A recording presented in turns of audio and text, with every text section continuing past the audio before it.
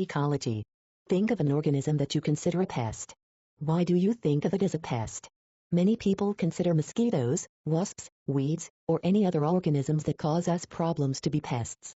We may even think that it would be nice to totally eliminate mosquitoes or other pests. However, a little more thought would help us realize that eliminating one organism might have a negative impact on other organisms.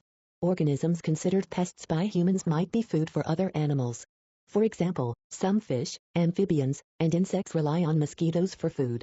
Eliminating mosquitoes would have serious effects on many food chains. Interactions with the environment. To understand how living things affect one another, we have to observe them in their natural environment. Ecology is the study of how organisms interact with one another and with their environment. A variety of factors can affect how an organism interacts with its environment. Factors, such as competition, that are determined by the presence of other living things are called biotic factors. Influences such as light, heat, wind, and soil are called abiotic factors.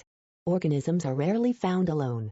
In any given area you usually find a number of organisms of the same species. For example, a forest area may have 2 hawks, 4 foxes, 50 rabbits, 200 mice, 1,000 trees, many thousands of insects, and many other types of plants and animals. Each of these groups makes up the population of that species in the area. All of the populations of all of the species in the area make up the community of organisms in that area. The community in a lake might include pike, perch, tadpoles, frogs, insect larvae, and algae, among others. Ecologists, scientists who study ecology, may study only a community of organisms, for example, how different animals and plants in a pond community are connected to one another.